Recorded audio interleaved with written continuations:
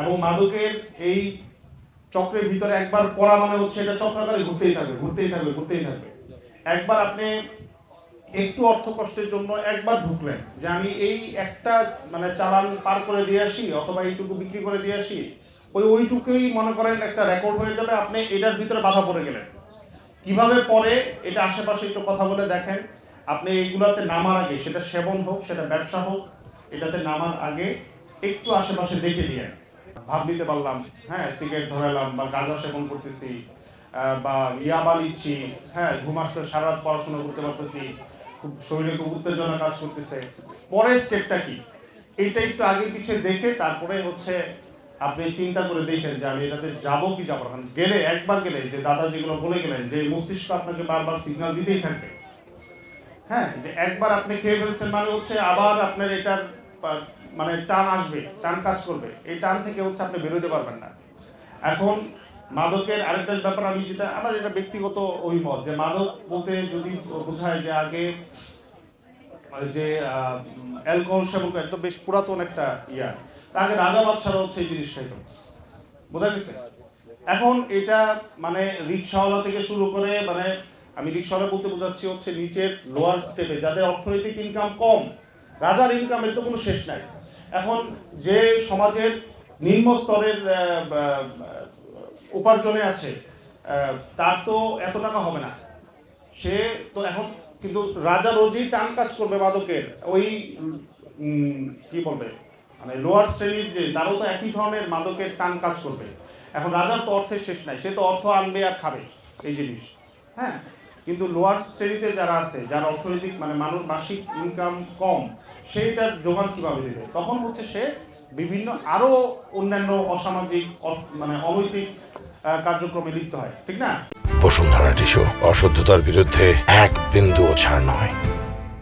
আর সমাজে বসবাস করে আপনি খুব ভালোভাবেই জানেন কোথায় কার বাড়িতে মাদকটা আছে, কার বাড়িতে আজকে চালানটা উঠেছে এবং সেটা কার কার মাধ্যমে বিক্রয় হচ্ছে, কোথায় বিক্রয় হচ্ছে, কখন বিক্রি হচ্ছে, কিন্তু আপনারা এটা বলবেন না, আপনারা জানান না। আপনারা বলছেন উমুকের পকেটে 5টা ইয়াবা ট্যাবলেট পান, 5টা ইয়াবা ট্যাবলেট ধরলে কি আমার হবে? 5টা ধরার জন্য কি র্যাব নাকি? বুঝেন নাই? কিন্তু আপনি খুব ভালোভাবে জানেন এখানে মাদকের ডিলারটা কে, কে হচ্ছে সবচেয়ে বড় মাদক ব্যবসায়ী, কার মাদক সে পুরা পিছনে সিন্ডিকেটে আছে, কার বাসায় আজকে রাতে উঠছে বর্ডার ক্রস করে, এটা আপনি খুব ভালোভাবে জানেন, কিন্তু আপনি বলবেন না।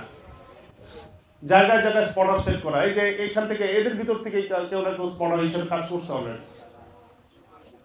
আপনাকে হচ্ছে 1000-2000 টাকা দিচ্ছে, সারা রাত আপনি ডিউটি দিচ্ছেন আর বাড়ি পাহারা দিচ্ছেন, এদিক দিয়ে র্যাব ঢুকলে সাথে সাথে খবর হয়ে যাচ্ছে, ধরবো কি হবে? সমাজ, পুরা সমাজ ডিপ্লয়েড হয়ে যায় যে আজকে তাকে হচ্ছে আমি প্রোটেকশন দিব। কারণ কি? আপনার হয়তো রাতে 1000 টাকা দিচ্ছে, 2000 টাকা দিচ্ছে, সে তো কোটি কোটি টাকার বিজনেস করতেছে, আপনাকে দিচ্ছে 1000-2000 টাকা, আপনি ধরাই দিচ্ছেন না, তো দোষ কার? আমরা তো আসতেছি, আমরা সেই দূর থেকে কসবা সদর থেকে মাইক্রো নিয়ে আসতেছি, আপনাদের কারণে ধরতে পারতেছে, সবাই মিলে প্রোটেকশন দিচ্ছেন, সবাই মিলে আবার জনসচেতনমূলক প্রোগ্রামও অ্যাটেন্ড করতেছেন।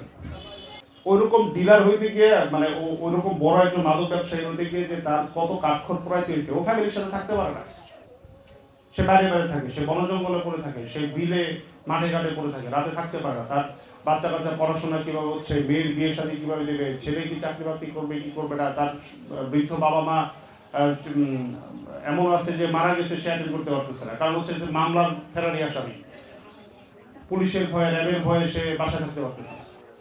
এগুলো অ্যানালাইসিস খালি বাড়ি ঘর দেখে না, যে খুব লাক্সারিয়াস বাড়ি ঘর বানাইছে, গাড়ি হয়েছে, তার অমুক আত্মীয় স্বজন সব বিদেশ পাঠাই দিছে, হ্যাঁ কি করে ইয়াবার ব্যবসা করে, আমিও এরকম করে আমার প্রচুর টাকা পয়সা হবে, এটা না, শুধু একটা সাইড দেখে না, সামগ্রিক পর্যালোচনা করে দেখেন।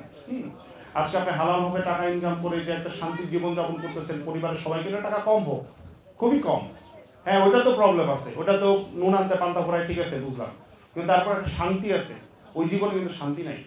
কারণ আমি দৌড়াই এদের পিছনে, এটা আমি জানি, দেখছি, লাইফ বলতে কিছু থাকে না।